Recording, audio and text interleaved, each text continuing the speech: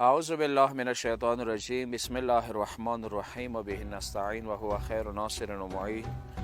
قابل قدر سامعین و ناظرین، یوه مسله غواړم تاسو خدمت کې عرض کوم، هغه د اذان و اقامې حوالې سره. موږ ته پکار دی څه لکه څنګه لمانځه ته اهمیت ورکوو او دومره زیات اهمیت ورکوو چې څومره شیونه لمانځه کې مستحبات دي هغه یې پکار دی موږ تاسې مد نظر وساتو، اهمیت ورکوو.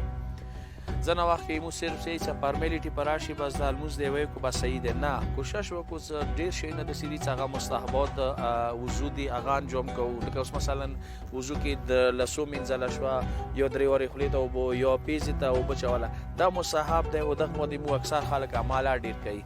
همدې شان سره پکار دی چې هغه کې لمونځ کې اذان و اقامه دی، یعنې ډایرکټ لمونځ ما شروع کوه، پکار دی هغه نه مخکې اذان ورته وکړه، اقامه یې ورته وکړه. دا ډېر مستحب دی او دین ډېر ټینګتیا شوی دی او ډېر ثواب یې ذکر شوی دی. انشاءالله چې ته کې شي وخت شي چې یو کلیپ ځاني حوالې سره کوم چې اذان و اقامې ثواب صورت دی. نن صرف فقهي مسایل ښیم چې اذان و اقامې کوم شرایط هغه تاسو لږ مد نظر وساتئ، هغه ډېر ضروري دي. څو شرطونه هغه ښیم هغه د اذان و اقامې والا. یو دا دی چې کله ته اذان کوې یا اقامه لولې، د اذان و د اقامې کومې جملې دي هغوی منځ کې ډېره فاصله ونه شي. مثلا الله اکبر الله اکبر الله اکبر الله اکبر دوله، بیا وکړي قرار کښېنې یا ودرېږي یا غلی شي، تقریبا منټ 15 منټه وکړي تېر شي، هغه نه وروسته بیا اشهد ان لا اله الا الله یا همدې شان سره د اقامې والا کوم هغه د الفاظ دي هغوی منځ کې مثلا جملو منځ کې ډېره زیاته فاصله ده که وکړله، فاصله زیاته وشوله نو دا اذان اقامه بیا دوباره شروع کوي. پکار دی اذان اقامې منځ کې فاصله نه وي. دا د یوه نکته دی چې مهمه دی. او بل دا چې دوه لمونځونه چې اکثر موږ یا یو ځای کوو هغه خپل دلایل شته دي چې مثلا ته ورځې لمانځه دپاره که ته اذان اقامه وکړله نو بیا مازدیګر لمانځه ته چونکې هغسې فورا ته مازدیګر لمونځ کوي تا ته یې دوباره بیا اذان ضرورت نشته. وشه اذان د چې کوم کړی هغه کفي دی، خالي مازدیګر لمانځه دپاره اقامه ولوله. که چیرې دوه لمانځو منځ کې فاصله وي چې ظهر د وکړو ګنټه بعد یا 2 غنټې بعد بس بیا مازدیګر لمونځ کوي، بیا به مازدیګر لمانځه دپاره اذان اقامه اردوه الویلي، یعنې بیا صرف اقامې نه بس ولې ما کوه.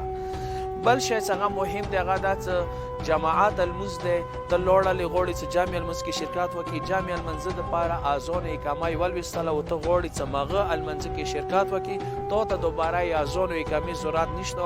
او کوم اذان اقامه چې مخ جامع لمانځه دپاره شوي دی هغه کفي دی، هغه ځای نه شي، تا ته یې دوباره ولویستلې ضرورت نشته دی.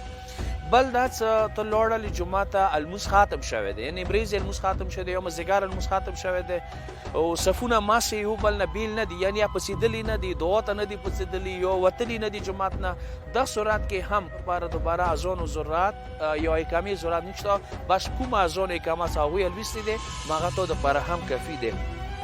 هغه نه علاوه یو شی بل چې ځینې وخت کې څنګ ته یو کس سره ناست دی هغه اذان اقامه ولوستله، اذان اقامه یې ولوسته، ته یې هغه اذان اقامه واورېدله، هماغه اذان اقامه تا دپاره کفي دی، دوباره یې الویستلې ضرورت نشته چې ته یې هغه وله واورېده.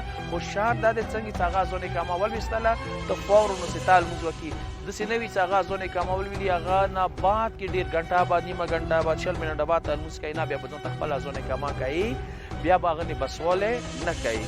آخري نکته چې کومه ذکر کوم هغه دا دی چې اذان د چې کله ولویستلو اذان د هغسې وروسته اقامه دی، فورا اقامه مه لولي، منځ کې لږه فاصله وکړي، یو کې لږ غونته خاموشي اختیار کړه، یا دعا دپاره لاسونه اوچت کړه، یا یو قدم مسې مخکې اوسې راواخله، یا اذان و اقامې منځ کې کښېنه سجده وکړه. ځینې روایاتو کې شته دي چې که چیرې اذان و اقامې منځ کې تا سجده وکړه داسې یې لکه خدای لرې کې خدمت کړي سره شهید.